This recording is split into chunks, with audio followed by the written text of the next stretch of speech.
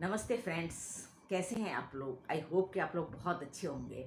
दोस्तों, आज मैं सोच रही थी कि आपके साथ कुछ ऐसी बातें शेयर करूँगी जिनको कि मैं अपने ऊपर भी चेंज करना चाहती हूँ। हालांकि वो रूटीन की ही बातें हैं, लेकिन हम थोड़ा ध्यान नहीं दे पाते हैं, तो मुझे लगा कि आज मैं उन बातों को भी शेयर करती हूँ आपके साथ में।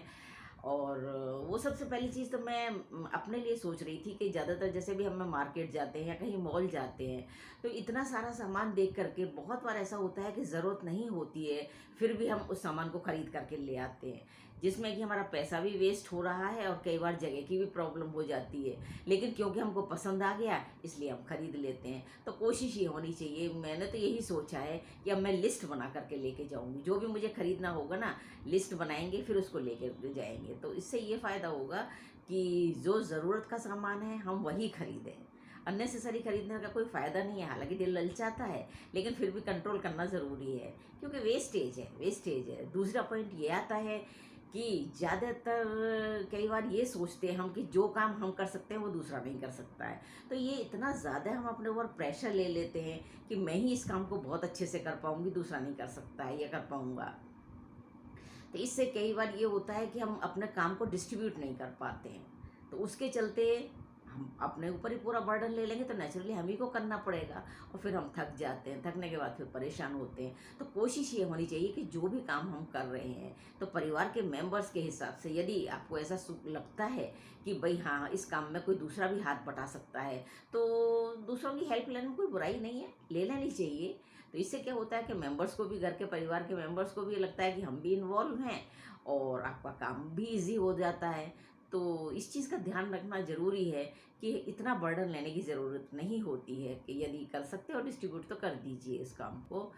और नेक्स्ट पॉइंट ये भी बहुत ज़रूरी है कि आजकल ज़्यादातर ये कुछ फैशन सा समझ लीजिए, या कुछ भी आप मान लीजिए उस चीज़ को, कि लोग बाग, बच्चे ख़ास तौर से रात में उठ उठ कर खाना खाते हैं। तो उससे सबसे बड़ी परेशानी क्या होती है कि एक तो डाइजेशन सिस्टम भी ख़राब होता है और आपका दांतों की बहुत प्रॉब्लम होती है।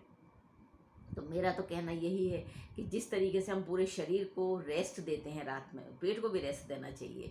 सिर्फ दिन भगवान ने इसीलिए बनाया है कि आप खाइए, काम करिए, सब कुछ करिए, लेकिन रात को तो रेस्ट मिलना चाहिए ना। रेस्ट मिलेगा तभी तो आप अच्छी तरीके से हेल्दी रह पाएंगे हेल्दी रह पाएंगे।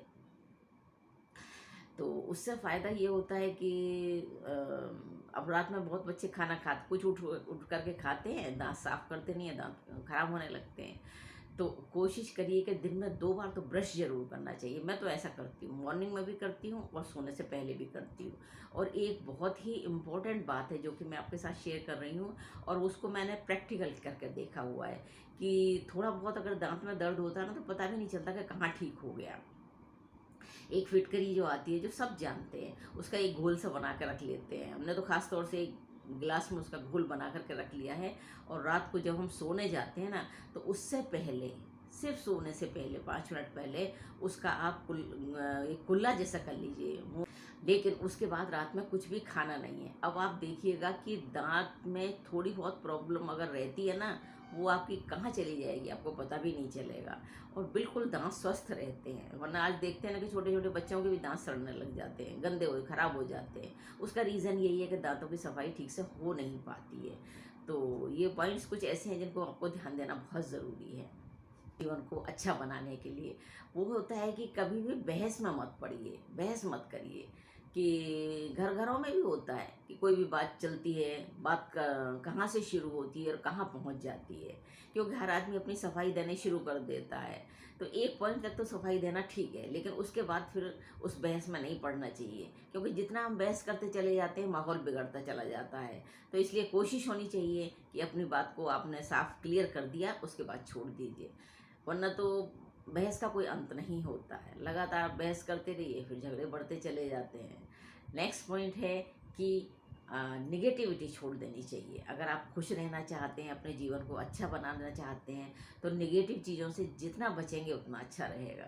अपने जीवन को खुशहाल बनाने के लिए ये सबसे अच्छा फॉर्मूला है कि अच्छी अच्छी चीज़ें देखिए, अच्छी अच्छी बुक्स पढ़िए, अच्छे लोगों के साथ बैठिए, तो आप हमेशा एक अच्छा फील करेंगे, और जैसा आप फील करेंगे वैसा आपके चेहरे पर दिखाई देगा। अब आपने देखा होगा कि कुछ लोग ऐसे नेगेटिव होते हैं कि जो कि अच्छी बात में भी खराब निकाल लेते हैं, तो वो उनकी एक नेचर बन जाती है। उनको हमेशा ये लगता है कि सारी चीज़ें ख़राब ही हैं, लेकिन ऐसा होना नहीं चाहिए। देखिए, बहुत कुछ अच्छा है, ये डिपेंड करता है हमारे नज़रिए के ऊपर, अगर हम कैसा देखना चाहते हैं। यदि आप अच्छा देखना चाहते हैं तो आपको चीज़ें अच्छी ही नज़र आएंगी, अगर आप ख़राब देखना चाहते हैं तो आप अच्छे में भी ख़राब ढूंढ लेंगे। तो कहने का मतलब यही है कि कोशिश करिए कि अच्छी अच्छी चीज़ें देखिए, ताकि आपका जीवन भी अच्छा रहे, आपका लाइफ स्टाइल अच्छा बना रहे, आप खुश रहें, ये सबसे बड़ी चीज़ है। Thank you very much friends. यदि इसमें कुछ भी अच्छा लगा होगा तो इसको लाइक शेयर सब्सक्राइब करिएगा, और अपना ख्याल रखिएगा।